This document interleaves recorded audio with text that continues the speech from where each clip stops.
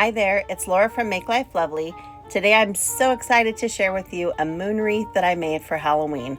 I'm going to show you how to make your own beautiful moon wreath using florals that you already have or cheap Dollar Tree florals, and it looks so gorgeous for Halloween. This Halloween wreath is so simple, yet it's so elegant and sophisticated at the same time.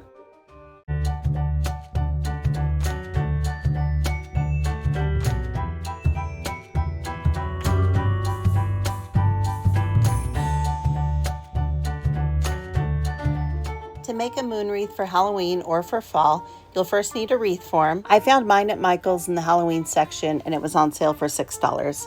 You'll also need some spray paint in a dark matte gray color. You'll also need some zip ties, lots of florals, and what's cool about the florals is you can pull out any flowers that you have at home that you don't like, or maybe they're the wrong color, or you've just gotten tired of them. These were all florals I already had.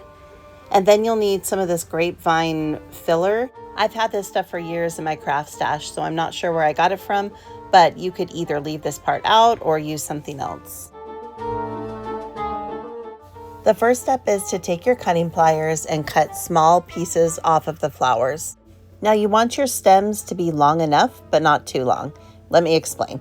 Long enough because you're going to be using a zip tie to attach some of the flower pieces together, and so you need it long enough to fit a zip tie on nice and tight, and long enough to make it nice and secure, but you don't want it too long because you don't want the stems showing out the back.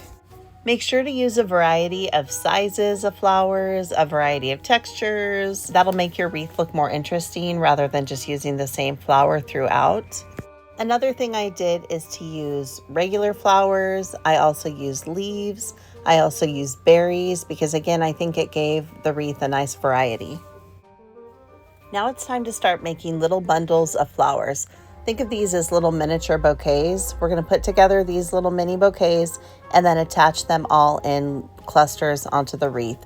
It's going to be easier to do it this way, and then I think it's more secure too because each little bouquet will be secured tightly. Again, as I'm putting these flowers together, I'm paying attention to the size of the flowers, to the different textures, to the different lengths, trying to make it more interesting by using a variety. Remember that the color of the flowers doesn't matter at all because they'll all end up being the same color. Once I liked the way that first cluster of flowers looked, then it was time to pull out the zip ties. You'll need one zip tie per cluster, and all I did was wrap it around right underneath the flowers at the top of the stem, and make sure you do it nice and tight. Once you think it's tight, pull it again to make sure it's really tight and secure.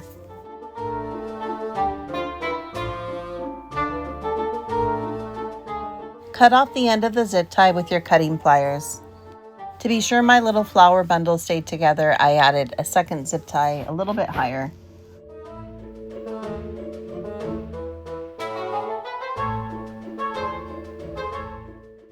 And this is what the finished little bundle looks like. Make sure to adjust the flowers. If you need to scoot them over or pop something out so you can see it better, do that now. Then it's time to add the flowers to our moon wreath. Make sure to cut off the ends of your zip ties. To do that, first I chose a spot where I wanted the flowers to go, and I held them up and made sure that they fit and looked right.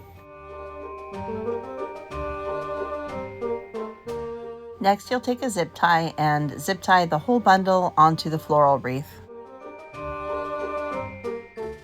I liked adding 2 zip ties to each bundle to make sure that they are nice and secure. Then I flipped the wreath over and added zip ties from the back. Anywhere that looked like it could be secured, I just added another zip tie to make sure it was nice and tight. Make sure to use some kind of a cutting tool to cut off the end of the zip tie so the back is nice and clean. I kept repeating the same steps, making little flower bundles, attaching them with zip ties, and then reinforcing them from the back and trimming off the end. And this is what my wreath looks like now after I have all my flowers on, but we've still got a couple more steps to go. But notice how it's nice and full. There's a variety of flowers and of sizes.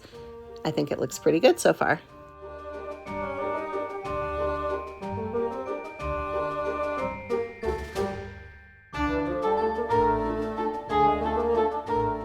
This next step I did somehow didn't record, so I'm sorry about that. But I took the grapevine filler, I wrapped it around the end of each of the moon ends, and I kind of wrapped the filler around and tucked it underneath the flowers so that you can't really see where it starts and ends. And then I used a zip tie under the flowers to attach, and then I used a zip tie at the end of the wreath because you definitely need some way to attach that. So zip ties are nice and strong. For me, that was the best way to do it. Then I trimmed off the ends of the zip ties, and I was left with this. See how the ends are still a little bit messy? What I did is I took this little tool and cut off any like stray pieces, anything that looked a little funky or was sticking out too much, and then I trimmed the ends too.